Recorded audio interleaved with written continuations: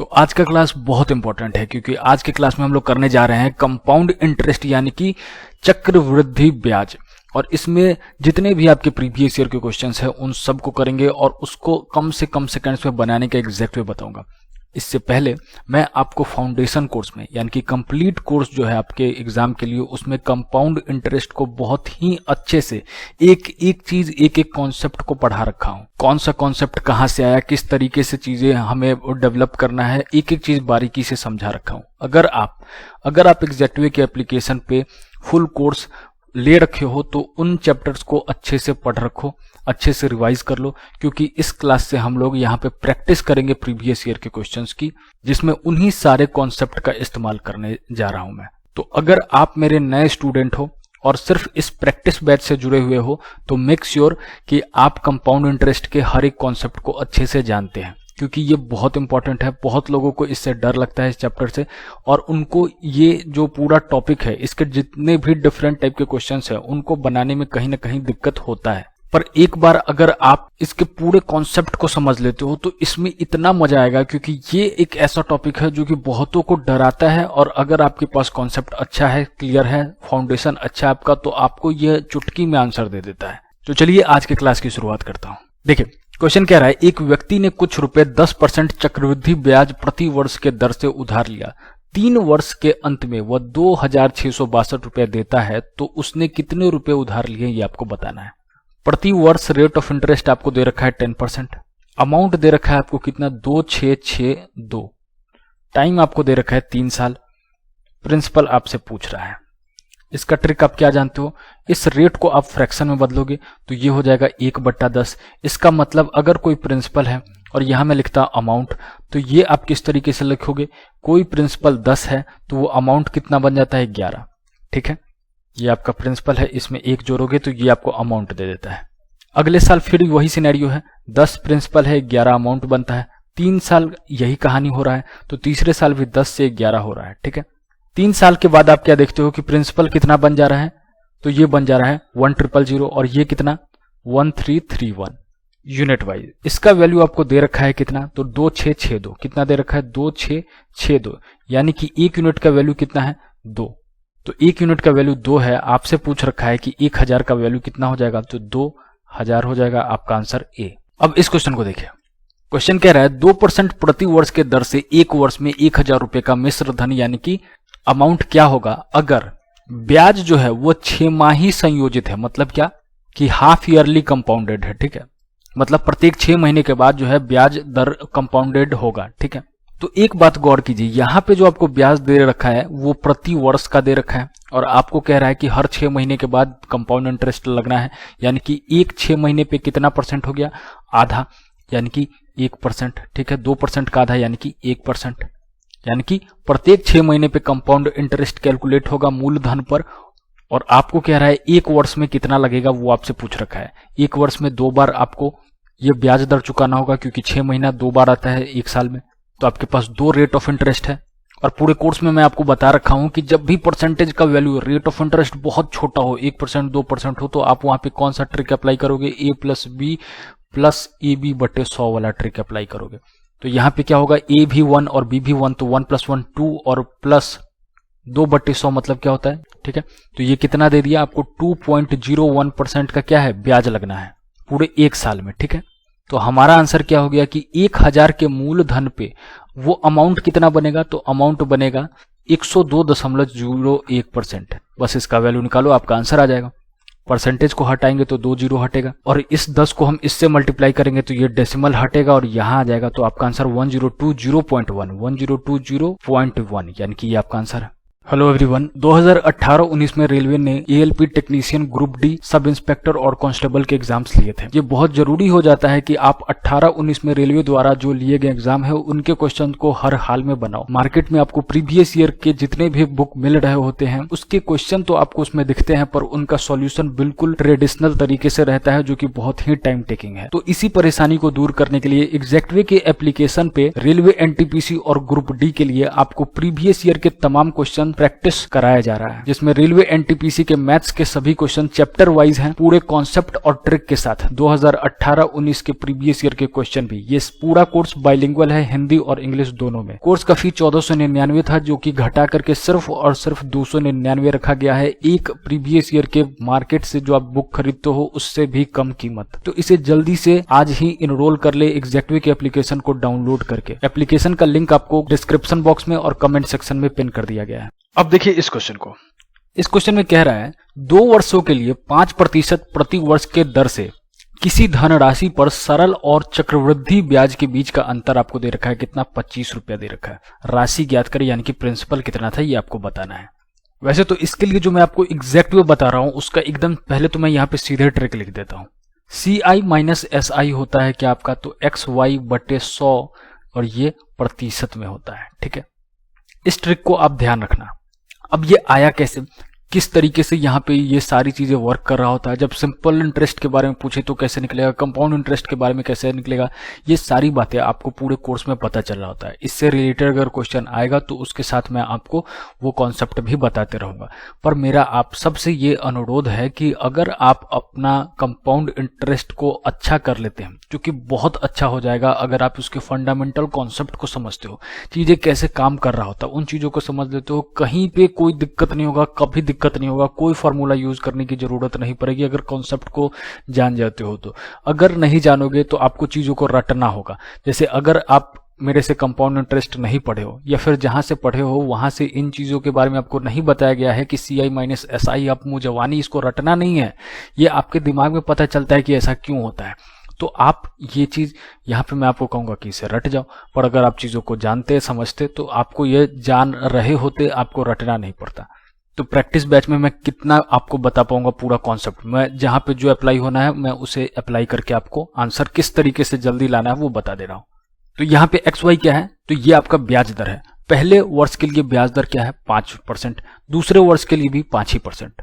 तो मैं यहाँ पे क्या कर रहा हूँ, 5 × 5 कितना होता है? 25। 25/100 कितना होता है? तो 0.25।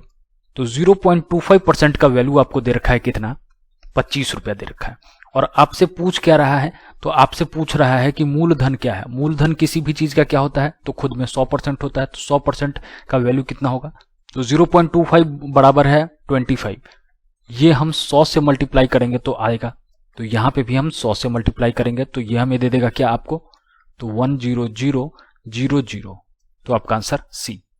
देखिए अब इस क्वेश्चन में क्या कह रहा है, यदि चक्रवृद्धि ब्याज पर 5 वर्षों में कोई धनराशि 2 गुनी हो जाती है तो कितने वर्षों में समान धनराशि 8 गुना हो जाएगा।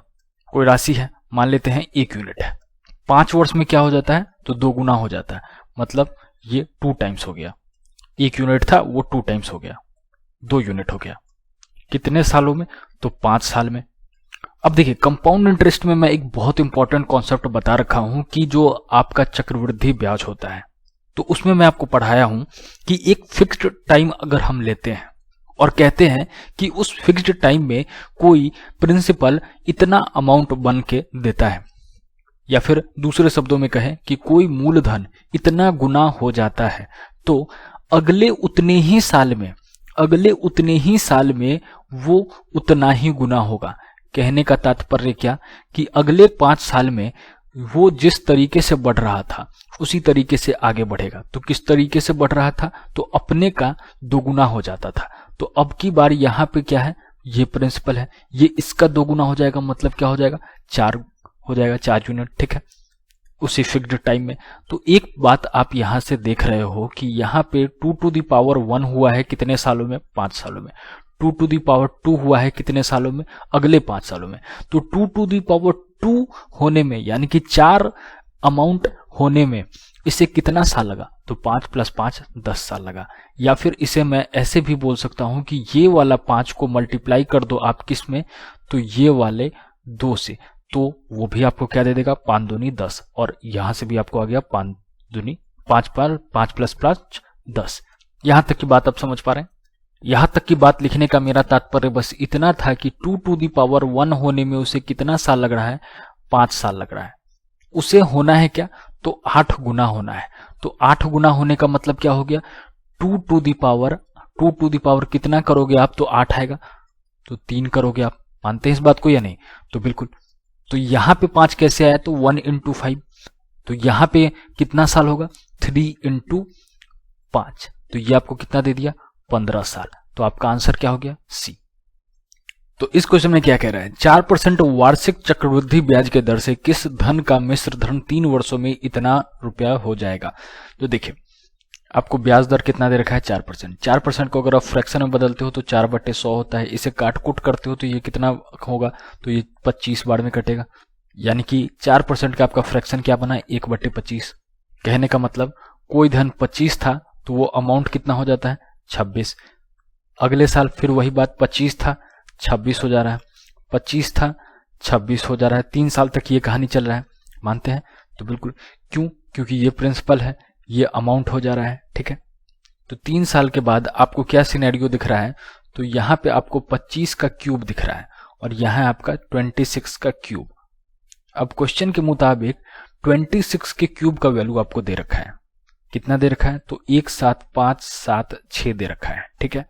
आपको बताना है कि 25 का क्यूब कितना होगा, ये आपसे पूछ रहा है। तो अब देखिए, आपको यहाँ पे 1 यूनिट का वैल्यू निकालने जाओगे तो 17576 के बट्टे में आ जाएगा 26 गुने 26 गुने 26 और आप फिर पूरा काट कूट करोगे, ठीक है। ये आप कर सकते हो, या तो फिर आप जो कैलकुलेशन के ट्रिक होते हैं उनको आप यहाँ पे अप्लाई करोगे। कैलकुलेशन के ट्रिक में एक बहुत इंपॉर्टेंट चीज आप ये देखते हो कि आपका डिजिटल सम काम आ रहा है या नहीं। अगर डिजिटल सम काम आ रहा है और 2 से 3 ऑप्शन उससे एलिमिनेट हो जा रहा है, 2 ऑप्शन भी एलिमिनेट हो जा रहा है और 2 ऑप्शन आपको एक जैसा मिलता है, तो आप यूनिट डिजिट वाला ट्रिक लगाओगे। यूनिट डिजिट वाला ट्रिक भी आपको फाइनल आंसर तक पहुंचा देता है। हालांकि डिजिटल सम भी आपको फाइनल आंसर तक पहुंचा देगा। अगर नहीं पहुंचे तो आपको कैलकुलेशन के 1-2 जो छोटे छोटे प्यारे से ट्रिक होते हैं उनको अप्लाई करोगे और आपका आंसर आ जाता है। जैसे अगर मैं यहाँ पे बोलूँ तो इसका डिजिटल सम कितना हो जाएगा? आप 1 यूनिट का जो वैल्यू निकालोगे तो बट्टे 26 गुने 26 गुने 26 होना है, यही होना है ना। तो इसका डिजिटल सम कितना है? तो 7 1 8, 8 5 13, 13 मतलब 3 1 4 4 और 7 कितना हो गया? 11, 11 6 17, यानी कि 7 1 8। तो इसका डिजिटल सम 8 है। नीचे में कितना हो गया? 6 7 8, 8 का 16, माफ कीजिए, इसका 8 है, इसका भी 8 है, इसका भी 8 है। 8 गुने 8 कितना? 8 8 64, 64 का डिजिटल सम 6 4 1 1 और ये 8, यानी कि 8 हो गया इन पूरे का डिजिटल सम और 8/8 आपका डिजिटल सम ओवरऑल 1 दे दिया। तो अब आपका आंसर क्या होगा? तो आपका आंसर होगा डिजिटल सम 1 यूनिट को अब मल्टीप्लाई करोगे इसका डिजिटल सम के साथ, 25 के क्यूब के डिजिटल सम के साथ। तो 5 2 7 होता है, 7 को 7 से मल्टीप्लाई, फिर 7 से मल्टीप्लाई, 7 7 49, 49 में 49 आता है, 9 हटाओ, फिर आ गया 4, फिर इंटू 7 होना था, 7 चौक 28, 28 मतलब 8 2 10, यानी कि डिजिटल सम आया 1। तो अब आपका आंसर क्या है? तो जिसका डिजिटल सम 1 है, ठीक है। अब देखिए, उनको बिल्कुल भी नहीं पता चलेगा जिनको ये ट्रिक जो है कैलकुलेशन का वो पता ही नहीं है। तो इसीलिए मैं कहता हूं अगर आप मेरे से जुड़े हुए हैं तो पूरा हर चीज कंप्लीट पढ़िए, अच्छे से पढ़िए, तो आपको एक एक चीज आसानी से बनेगा। इसका डिजिटल सम कितना है? 6 7 7 8 9, तो इन्हें हटाओ, 5 5 10 1 11, 11 यानी कि 2, तो नहीं है ये आंसर। ये कितना है? 6 7 नहीं है आंसर। ये 5 1 6 नहीं है आंसर। ये 5 1 6, 6 6 12, 12 2 14, 14 मतलब क्या हो? 4 1 5, 5 + 5 10, 10 का मतलब 1 है डिजिटल सम, यानी कि यही आपका आंसर है। अब देखिए इस क्वेश्चन में क्या कह रहा है। अगर कोई धन है 12,200 रुपया, 2 वर्षों में चक्रवृद्धि ब्याज पर 1,323 रुपया हो जाता है, मतलब अमाउंट इतना हो जाता है, तो 1,600 रुपया पे उसी दर से 3 वर्षों में कितना हो जाएगा वो आपको बताना है। तो बेसिकली ये आपको प्रिंसिपल दे रखा गया है, ये आपको अमाउंट दे रखा गया है। आपको इससे बताना है कि रेट ऑफ इंटरेस्ट क्या है। तो इसका ट्रिक जान लीजिए। पहले आप लिखो क्या? तो प्रिंसिपल तो कितना है? 1,200, और यहां पे आप क्या लिखो? अमाउंट कितना हो गया? 3 2 3। कितने साल के लिए कह रहा है? तो ये आपको बोल रखा है 2 साल के लिए, तो 2 साल के लिए तो आप स्क्वायर रूट ले लोगे, ठीक है।